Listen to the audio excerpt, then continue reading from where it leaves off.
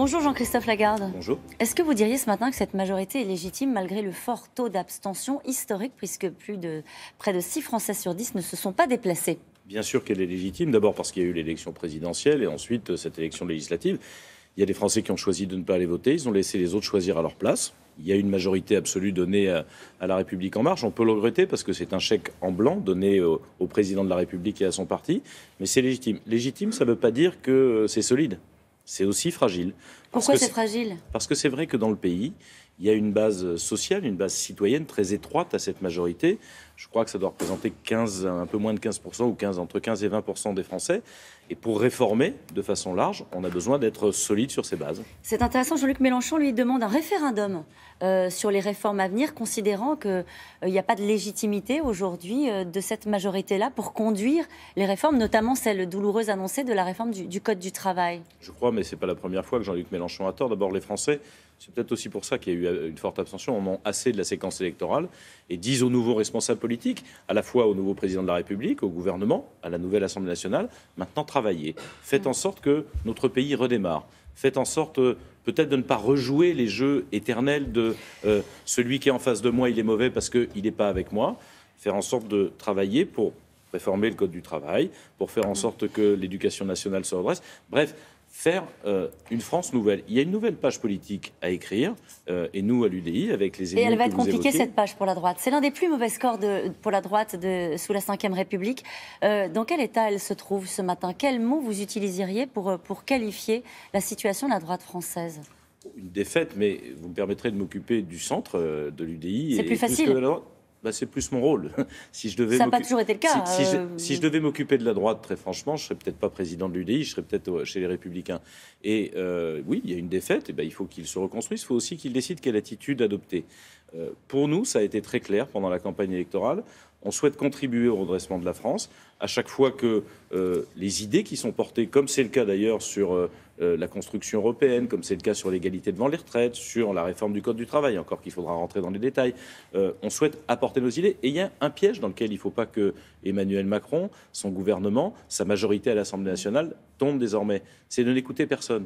Parce que ce n'est pas parce qu'on a un parti unique qui a le pouvoir absolu qu'on ne doit plus écouter la France. Donc vous êtes devenu un constructif ? Moi, d'abord, je ne suis pas devenu un constructif. J'engage ce mandat avec mes amis de façon positive. Positive, ça veut dire, il y a des idées qu'on porte depuis des années, elles ont été reprises par Emmanuel Macron, évidemment qu'on va les soutenir, on ne va pas jouer au petit jeu, parce que ce n'est pas nous qui les portons, de dire le contraire de ce que nous disions hier. Mais aussi capable d'alerter lorsqu'on fait fausse route, lorsqu'on se trompe. Vous demandez à être entendu, en fait, c'est ça. Vous demandez à être écouté, à être entendu par Emmanuel Macron. Pourquoi le ferait-il? Il a la majorité absolue et il a un partenaire centriste qui se retrouve formidablement bien doté, qui est le MoDem. Si les Français nous ont élus, c'est justement pour que nous nous fassions entendre. Et Emmanuel Macron, le soir de son élection à la présidence de la République, c'était au Louvre, disait « Je tiendrai compte de ceux qui n'ont pas voté pour moi au premier tour, mais qui ont voté pour moi au second tour. » C'est à lui que s'adresse la question.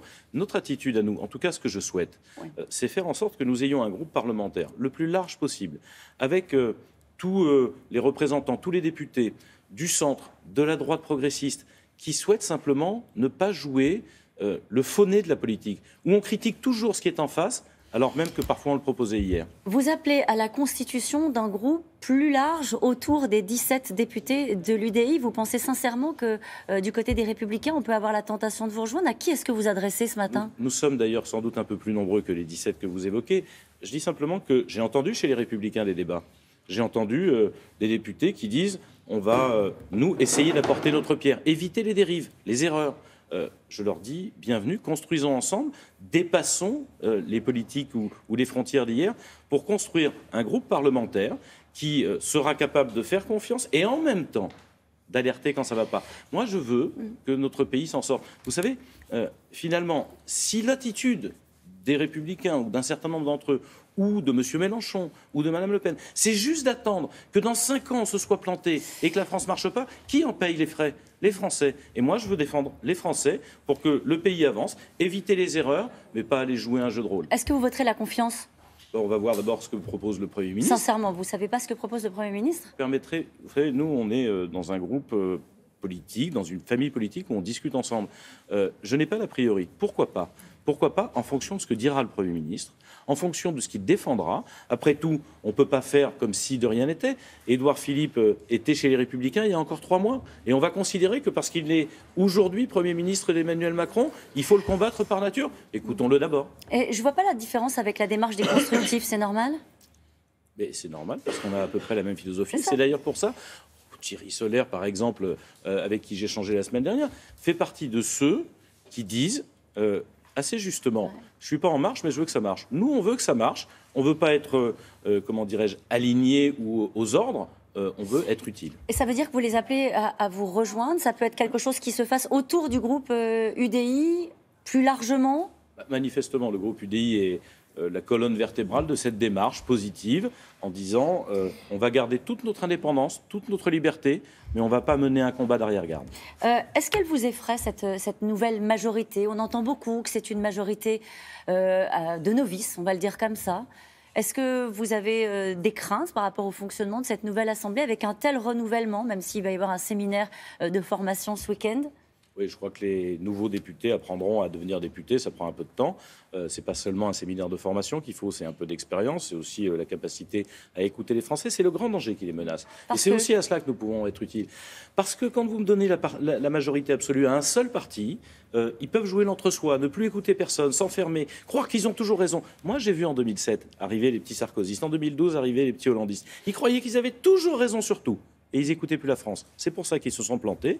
Je leur dis, à eux qui sont de nouveaux collègues, je dis au président de la République, faites attention à ça, c'est le pire danger qui vous menace. Écoutez, et s'exprimer, est-ce que vous avez une frustration de ne pas entendre Emmanuel Macron dans ce moment électoral où, encore une fois, 6 Français sur 10, je sais que c'est le genre de chiffre, on va l'oublier dans 2 jours, donc c'est pour ça que je le répète, 6 Français sur 10 ne sont pas allés voter. Est-ce que vous avez une attente d'expression de la part du président de la République pour fixer, voilà, peut-être le cap encore plus précisément de la politique qu'il veut conduire avec cette majorité?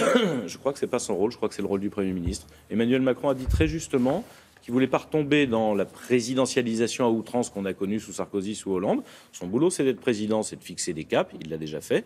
Maintenant, au gouvernement de savoir comment il doit se conduire, comment il doit conduire sa majorité, comment il doit se conduire avec les autres groupes, pour simplement essayer d'être le gouvernement de tous les Français. Merci beaucoup Jean-Christophe Lagarde, c'est à vous William.